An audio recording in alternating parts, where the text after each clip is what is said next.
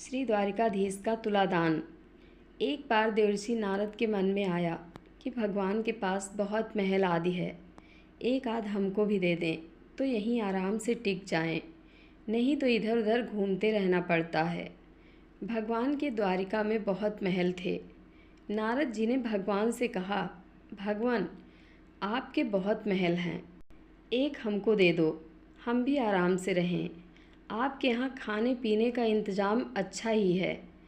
भगवान ने सोचा कि यह मेरा भक्त है, विरक्त सन्यासी है, अगर यह यहीं राजसी ठाठ से रहने लगा तो थोड़े दिन में ही इसकी सारी विरक्ति भक्ति निकल जाएगी।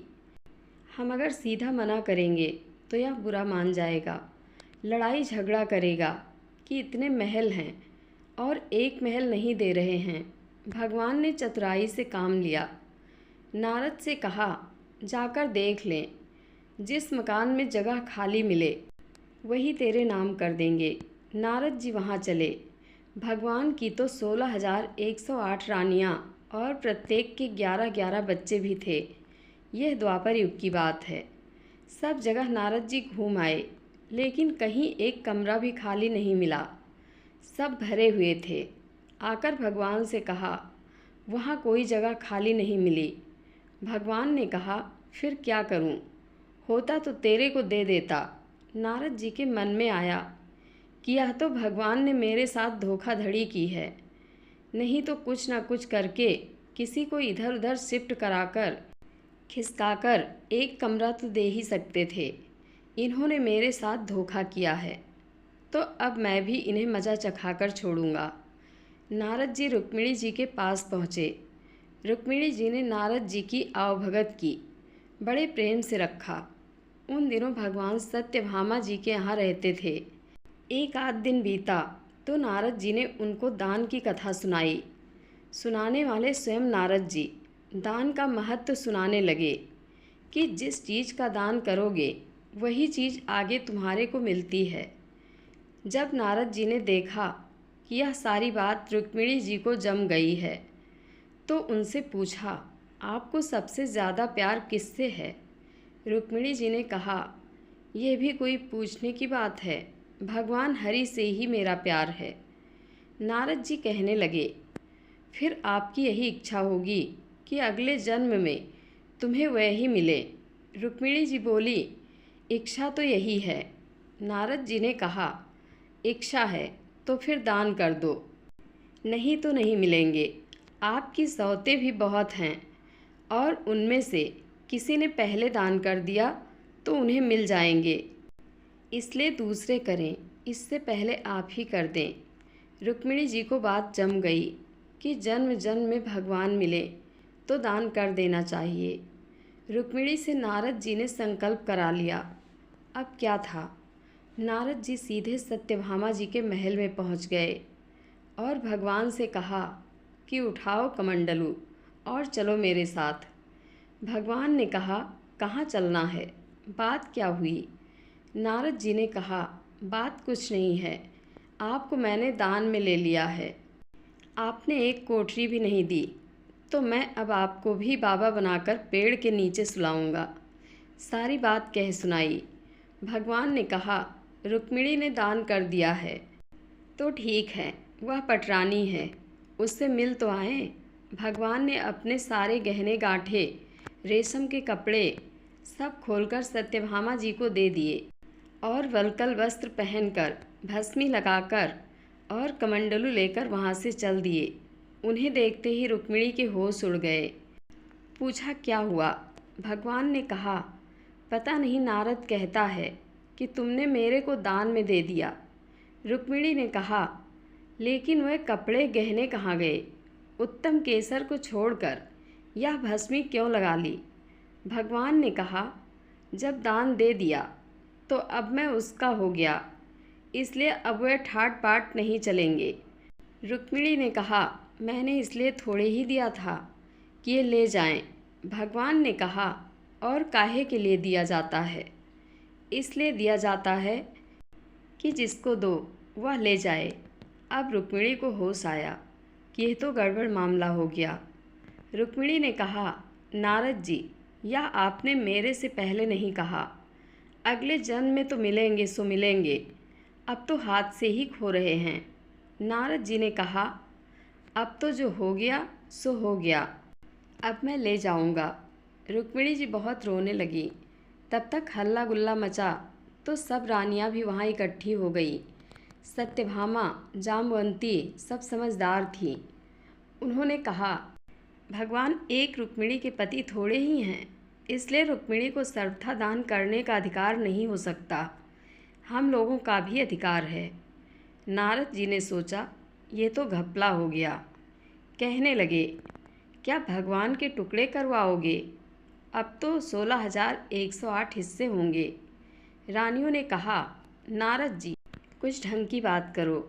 नारद जी ने विचार किया कि अपने को तो महल ही चाहिए था और यही यह दे नहीं रहे थे। अब मौका ठीक है, समझौते पर बात आ रही है।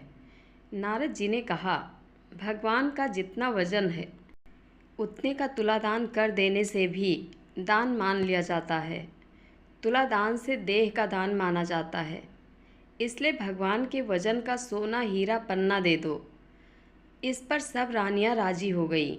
बाकी तो सब राजी हो गए, लेकिन भगवान ने सोचा कि यह फिर मोह में पड़ रहा है, इसका महल का शौक नहीं गया। भगवान ने कहा, तुलादान कर देना चाहिए, यह बात तो ठीक है। भगवान तराजू के एक पलड़े में अंदर बैठ गए, दूसरे पलड़े में सारे गहने हीरे पन्ने रखे जाने लगे। लेकिन जो ब्रह्मांड को पेट में लेकर बैठा हो, उसे द्वारिका के धन से कहाँ पूरा होना है। सारा का सारा धन दूसरे पलड़े में रख दिया, लेकिन जिस पलड़े पर भगवान बैठे थे वह वैसा का वैसा नीचे लगा रहा, ऊपर नहीं हुआ। नारद जी ने कहा, देख लो, तुला तो बराबर हो नहीं रहा है, अब मैं भगवान को ले जाऊंगा। सब कहने लगे, अरे कोई उपाय बताओ।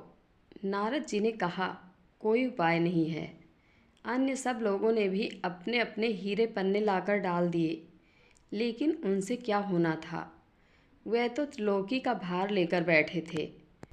नारद जी ने सोचा, अपने को अच्छा चेला मिल गया, बढ़िया काम हो गया। उधर सभी रानियां चीख रही थीं। नारद जी प्रसन्नता के मारे इधर उधर टहलने लगे। भगवान ने धीरे से रुक्मिणी को बुलाया। रुक्मिणी ने कहा, कुछ तो ढंग निकालिए, आप इतना भार लेकर बैठ गए, हम लोगों का क्या हाल होगा। भगवान ने कहा, ये सब हीरे पन्ने निकाल लो, नहीं तो नारद जी मान नहीं रहे हैं। यह सब निकालकर तुलसी का एक पत्ता और सोने का एक छोटा सा टुकड़ा रख दो, तो तुम लोगों का काम हो जाएगा। रुक्मिणी ने सबसे कहा कि यह नहीं हो रहा है, तो सब सामान हटाओ। सारा सामान हटा दिया गया और एक छोटे से सोने के पतरे पर तुलसी का पत्ता रखा गया, तो भगवान के वजन के बराबर हो गया। सबने नारद जी से कहा, ले जाओ तुलादान।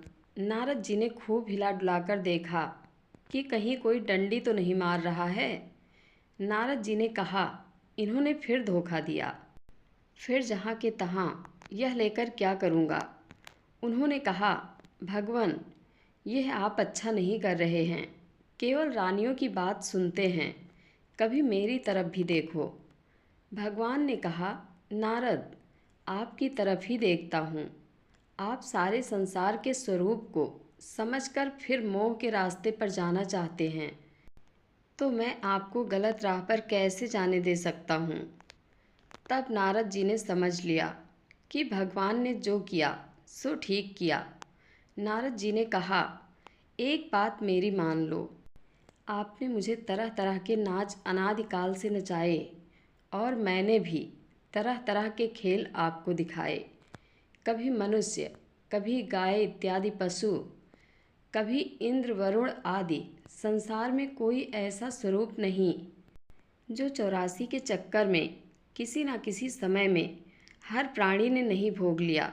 अनादिकाल से यह चक्कर चल रहा है। सब तरह से आपको खेल दिखाया, आप मेरे को ले जाते रहे और मैं खेल करता रहा। अगर आपको मेरा कोई खेल पसंद आ गया हो तो आप राजा की जगह पर हैं और मैं ब्राह्मण हूँ, तो मेरे को कुछ इनाम देना चाहिए। वह इनाम यही चाहता हूँ कि मेरे शोक मोह की भावना निवृत्त होकर मैं आपके परम धाम में पहुँच जाऊँ। और यदि कहो कि तूने जितने खेल किए सब बेकार है, तो भी आप राजा हैं। जब कोई बार बार खराब खेल करता है तो राजा हुक्म देता है कि इसे निकाल दो। इसी प्रकार यदि मेरा खेल आपको पसंद नहीं आया है, तो फिर आप कहो कि इसको कभी संसार की नृत्यशाला में नहीं लाना है, तो भी मेरी मुक्ति है। भगवान बड़े प्रसन्न होकर तराजू से उठे और नारद जी को छाती से लगाया और कहा, आपकी मुक्ति तो निश्चित है। जय श्री हरि विष्णु।